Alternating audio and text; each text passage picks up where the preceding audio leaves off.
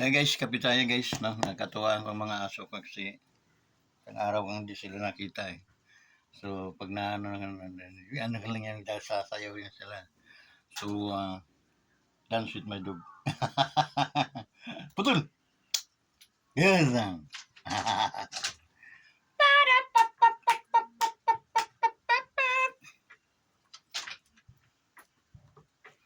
So guys, good afternoon sa inyong lahat, no? Saturday today is a Saturday, okay? 10 of November. Okay, nakikiramay ako doon sa mga nangyari no sa Tacloban, yung sa Leyte nung nangyari ang Yolanda, no. Yung dilubyo ng Yolanda, doon sa mga namatayan, no. Nakikiramay ako sa inyong lahat, dalumhati sa mga nangyari, mga kataladman nung araw, no, ng mga 2016 ba yun? Okay. Ay, ano naman tong 16 pero wala pa siguro kwanto. Wala pa Duterte. I don't know. No? Comment guys kung isang buwan na to. November. Pero kung sa taon, no? What year? 14 ba o 14 nga ata? Kasi si Abnoy pa ang presidente noon eh. Okay. So, nakikiramay po ako doon sa ano, isa din, biktima din ng aking father noon, no? Sa Tanawan Leyte, ida sa Palu, no, Tacloban, damo na disgrasya dida, damo namatay. So, condolences po ha yung tanan. Hindi lang ang Leyte, pati Samar, ano, may mga nadali din na Samar. Ako ay nakikiramay ha yung tanan, ano. Mga pag dalumhati, yung mga kasing-kasing, ano, pag naalaala natin. My father was, isa din siya sa victim nung Yolanda. Okay?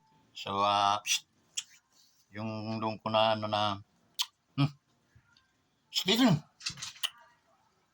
oh, na ano na, masakit din, imagine, although, I know na, kung alam ko naman, dahil Kristiyanos yung father ko, no, naging isang Kristiyanos pa din siya, so it means, safe siya, no, with my mother, sister, together, no, in heaven, okay, may lulu and lula, so they are now in heaven, so, I don't know, when time comes na magpapangita rin kami doon.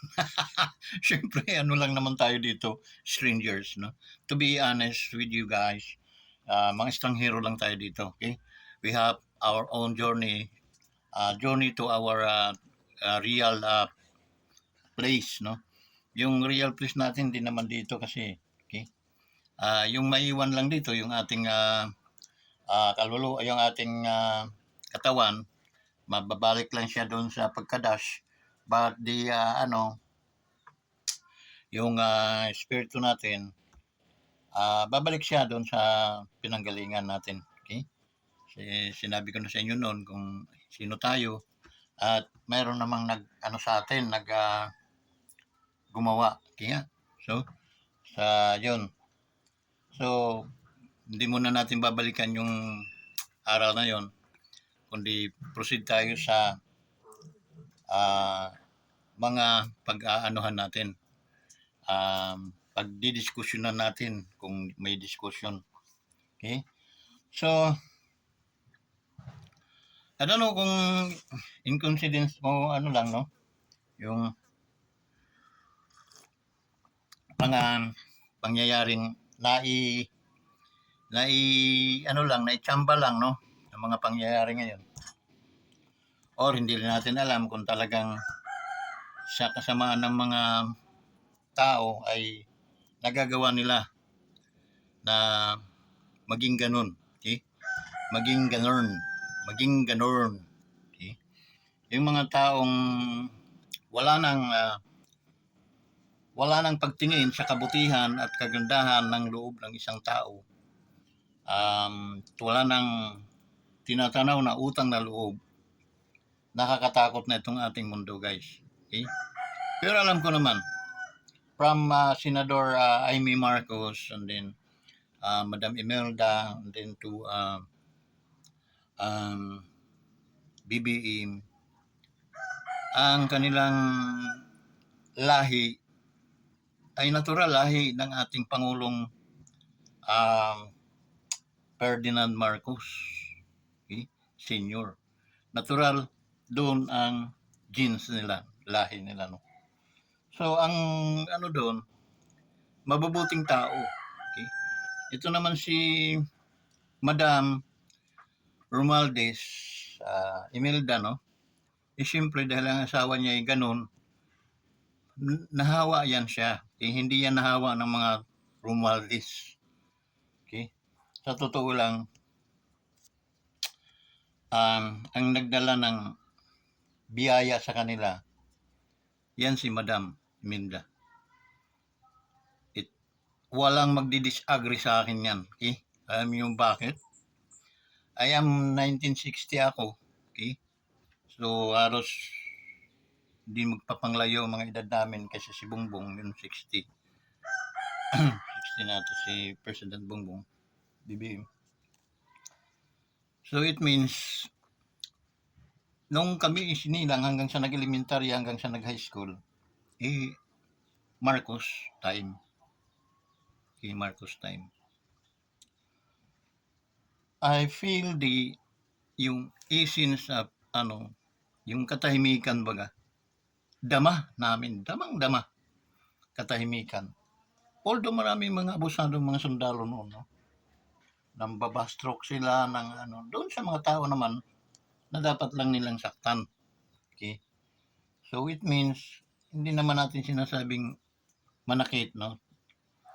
But yung problema ay talagang nandun sa mga lugar na makakapag, kasi minsan may nangyayari, naambush sila, siyempre, pag yun ay mga mo na, yung, siyempre mga mo na sa buhay yun, no? Masakit sa'yo yun. Masakit sa'yo, kaya, ang nangyayari, nasasaktan ka. Kaya, ang iniisip mo, sarap gumanti. Doon ka tumayo sa layo. So, yun.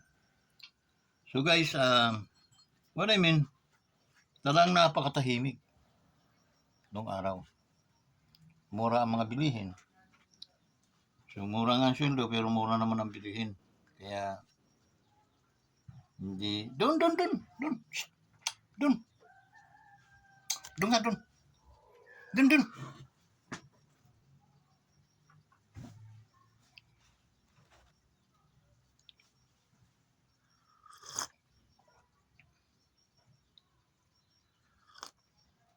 Yun guys, no? Talagang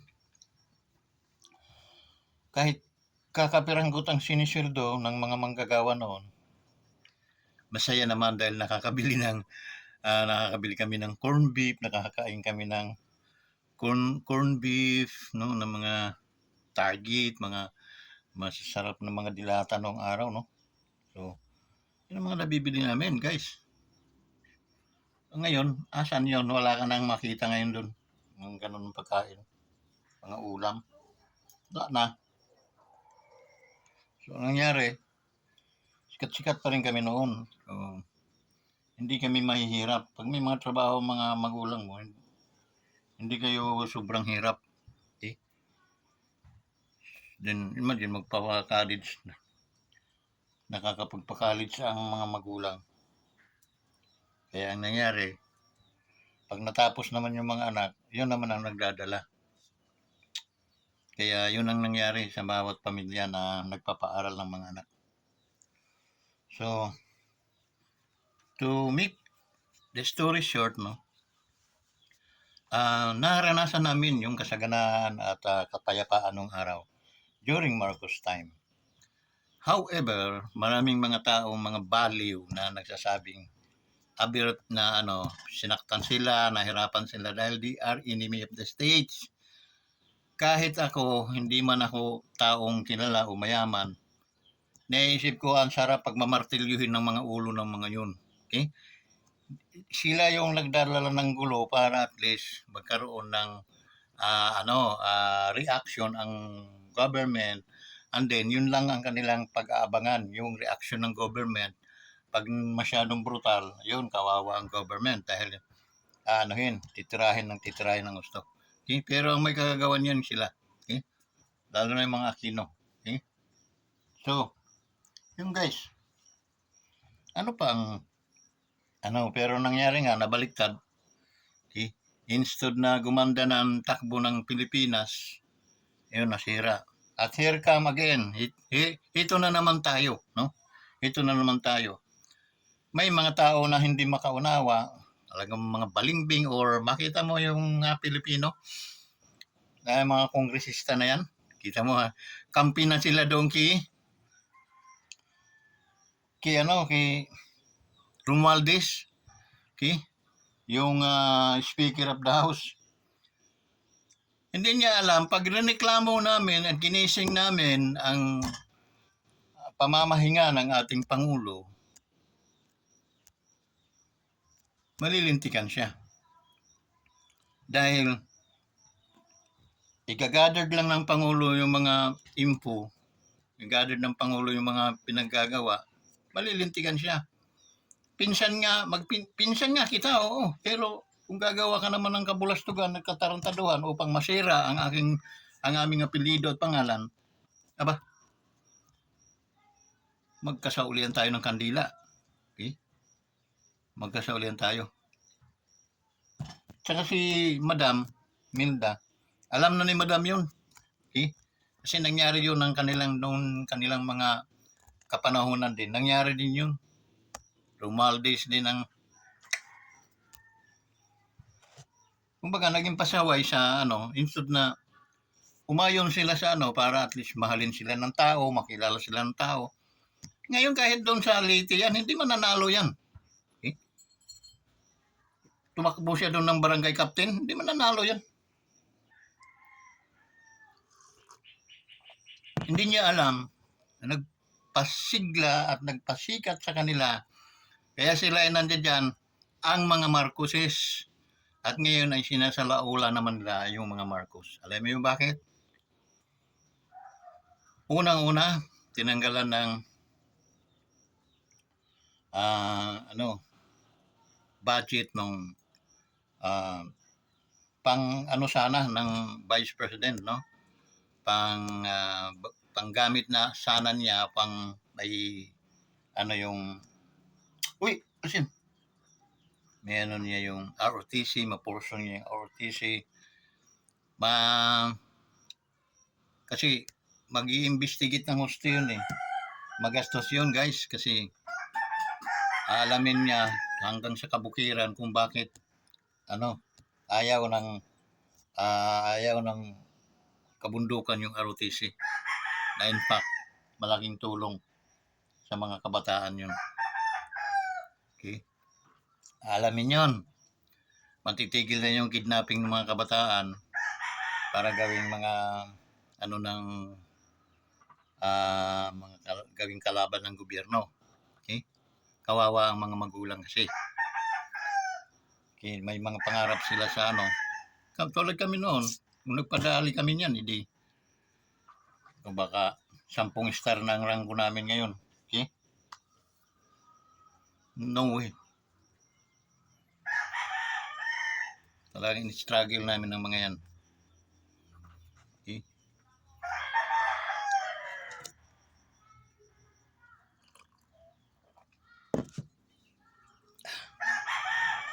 Ni-struggle namin. So, yun ang isang ngayon, ayan Pangulo, may mga nakukunan sila ng mga video kasama-sama ng mga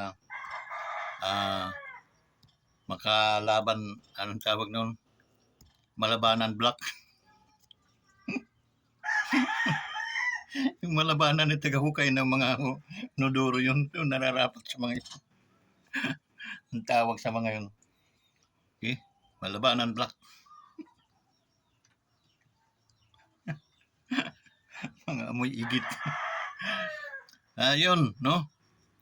May picture-picture sila, Pangulo. Okay? They are enemy of the state. Hindi ka grade 1 na hindi mo yan alam. Pero how come, sa kapal ng mukha mo, talagang pinipilit mo ang sarili mo mag-join sa kanila? For what? Sino sinasaktan mo niyan? Marcos ang sinasaktan mo. Dahil sila, yun ang mga taong yun ang dahilan kung bakit bumagsak ang mga Marcos. Bakit namatay ang ating Pangulong Ferdinand Marcos dahil sa mga hayop na yun? Kung wala ang mga yun, no? Buhay pa sana hanggang sa ngayon siguro ang aking presidenteng lakay. Buhay pa hanggang ngayon. Sobrang sama ng loob, kinimkim din ng aming presidenteng yan. Kinimkim, katulad din kay Bongbong, kinikimkim niya yung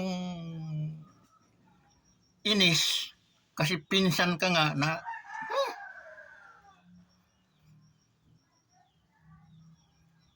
pero ikaw yung gumagawa ng paraan para ka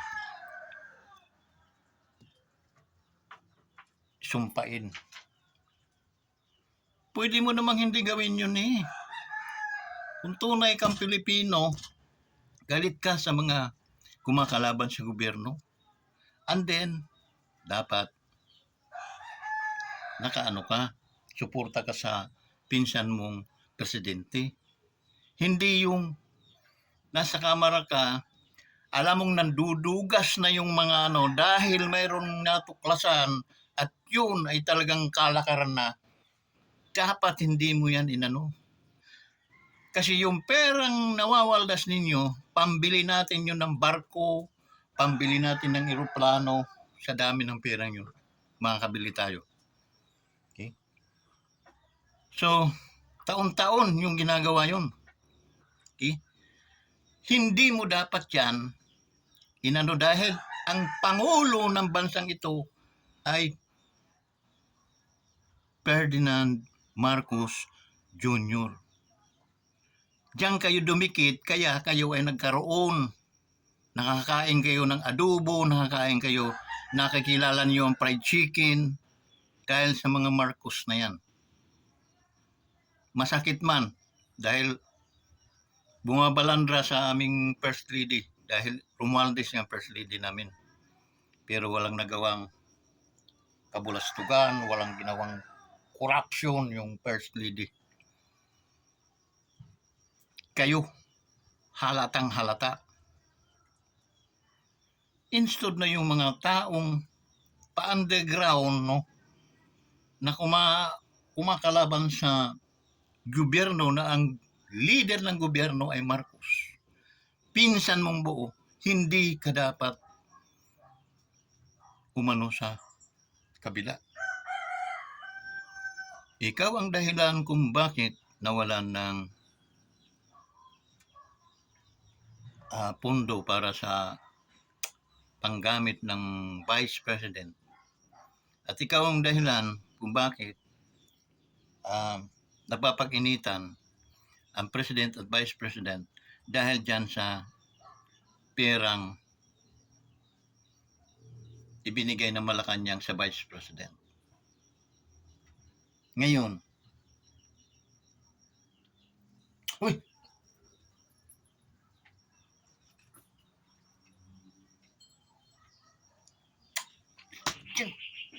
Mita ka!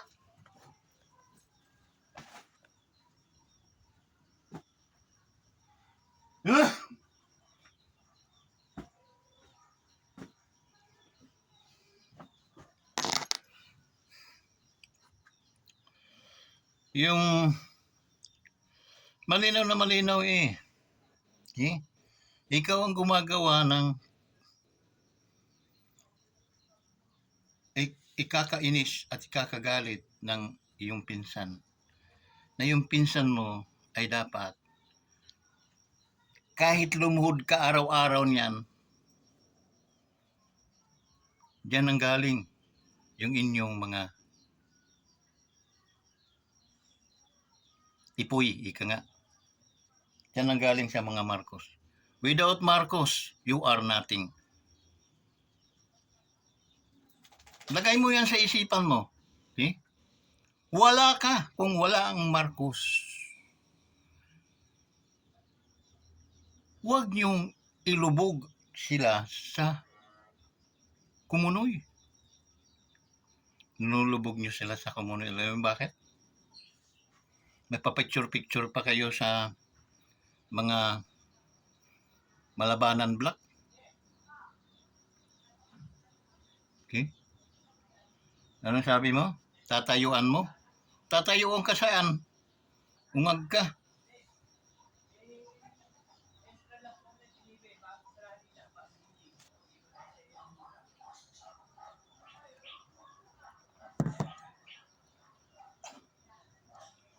Tatayo ka saan?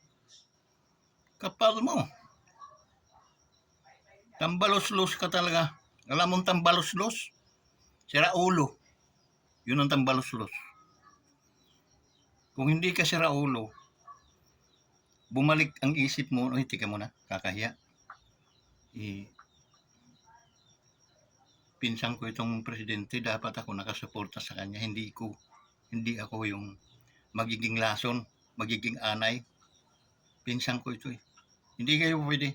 Kayo yung mga kalaban ng gobyerno, kayo ay umalis dito.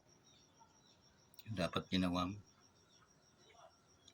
Kamuhian ka man, pasasalamatan ka naman ng Diyos at saka ng iyong pinsan.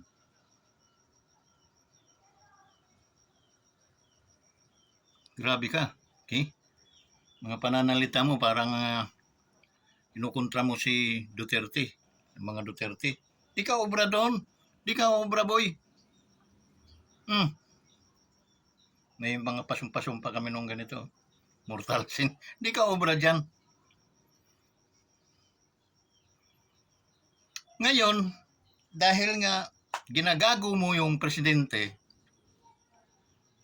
okay? Hindi ka naman nakaayon sa presidente. Nakasalungat ka sa kagustuhan ng presidente. Dahil ang kagustuhan ng presidente ay hindi magkakaroon ng lamat ang kanilang samahan, Duterte at Marcos. Alam mo, boy, ito, dilat mo ang tinga mo. Dahil si Duterte ang nagpalibing yan. Maraming bisis ko na sa vlog ko. Ito, ginagaya na nga ako ng ibang mga vlogger eh. Pero tingnan mo ang views nila. 1,000, million pa nga ata ang views nila. Pero yung kanilang mga sinasabi, nanggaling yun sa akin. Baka nakita nila itong aking mga wala naman. Kahit gayahin natin, wala naman tayong dyan kasi tingnan mo ang kanyang mga subscriber, kakaunti lang. More than 500 pa lang. Andin tingnan mo mga views niya. 100, 200, mga ganun lang. Okay? Meron siyang 700 to 800 na views. Pero, ako, bilang yan, isa lang ata yun. So, kopyahin na lang natin. Napapanood ko yung mga vlog nila. Kung ano mga sinabi ko, yun din ang mga sinasabi nila. So, it means, nakita nila si Wanderers Moto Vlog TV. Ang pagkakaiba lang nila, hindi sila Taclobanon, hindi sila Litinyo. Ako Litinyo, ako boy.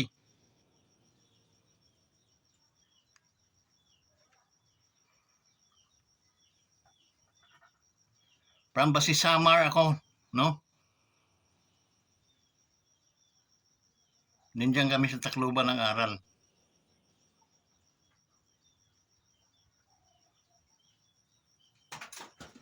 Yung kapal mo nga, nagkaldilobyo ng pa-picture-picture ka, akala mo nandun ka?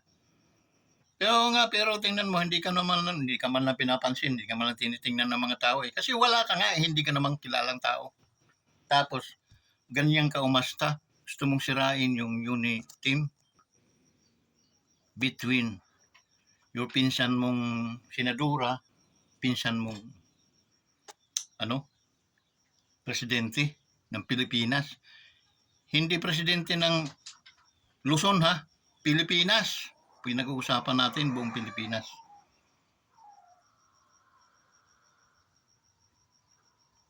Alam mo, mabuti nga ako wala akong wala akong high blood, wala akong sakit normal. Kasi sa ginagawa mo boy, at walang magawa ang presidente sa mga pinagagawa mo. Pasalamat ka hindi kita kamag-anak. Kung ako yung naging kamag-anak mo, dadagulang kita araw-araw. Alam mo yung kung anong dagol. Baltak.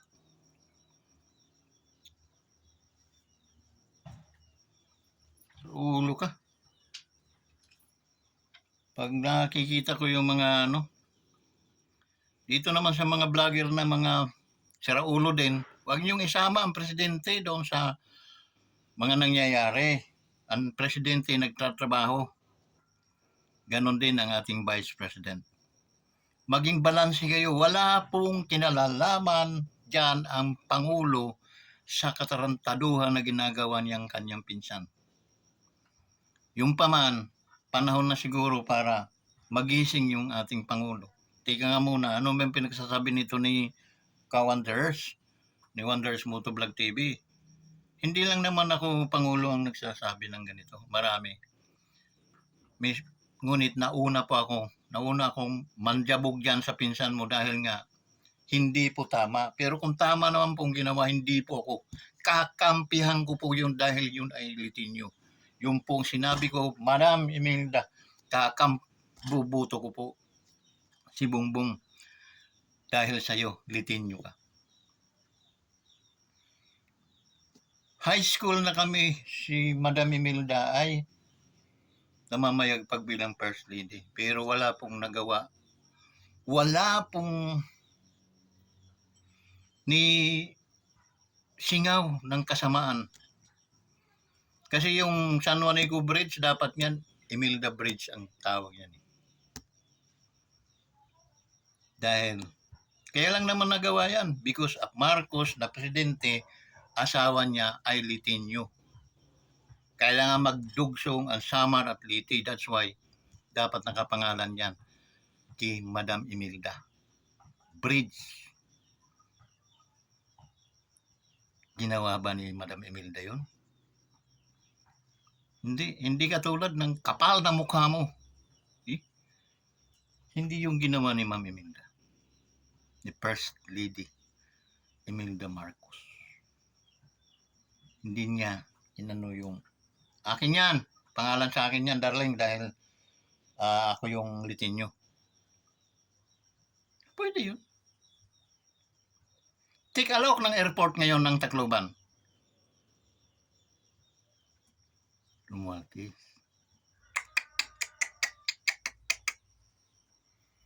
Kasalanan din yung mga Taclobanon yun. Okay? Ngayon gagawing international. Sikat kasi sisira yung mga aeroplano papuntang international na eh. Okay?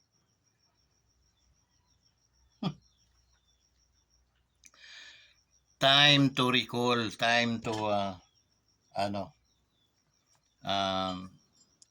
break muna up, tika muna. Parang totoo kaya mang pinagsasabi ni Wonders?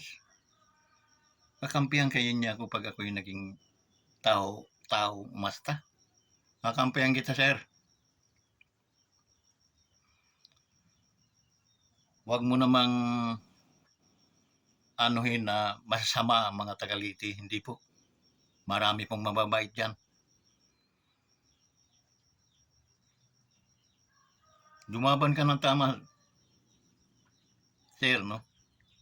Lumaban kang tama, ipagtanggol mo ang ating gobyerno. Hindi yung doon ka kakampi sa mga kabaliktad ng mga utak, lumalaban sa gobyerno. Hindi po pwede yun, sir. Malaking gulo po yun. Dahil ang inyong Pangulo, yung pong nagpabagsak, nagpahirap ng buhay yung mga hayop na yan. Kakampihan mo. Para halimbawa kung ako yung Pangulo, magalit ako sa iyo ng tudo-tudo. Hindi nangangarap ka mga presidente Sa ugali mo pa lang, anak ka ng wala po talagang saysay. Dapat pinairal mo yung litinyong mga pang-iisip.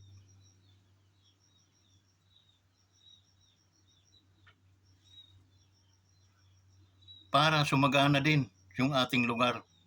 Sumagana yung ating region. No? Dahil sa kabutihan, aani ka rin ng kabutihan.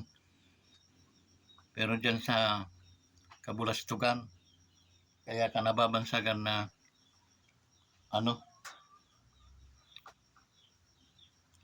tambaluslos. Nahihiya rin po kami, boss, dahil kami po ay litinyo. Napakapangit po ng pinapakita mo. Pinsan mo yung presidente natin, rinarival mo. Okay? Yung mga kinagagalitan nila, yun ang yung pinauusbong, kundi ka ba naman bungog. Dapat yun, medyo mangangati ka, makalapit ka man lang sa kanilang.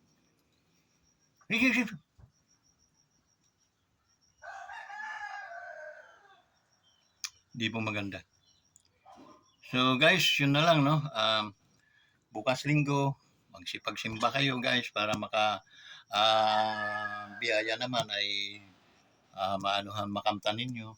Hindi naman lahat ng araw ay lagi na lang tayo sa ating mga hanap buhay. Bigyan din po ninyo ng pagkakataon yung inyong mga spiritual na mga buhay. Okay? Because man shall not live by bread alone.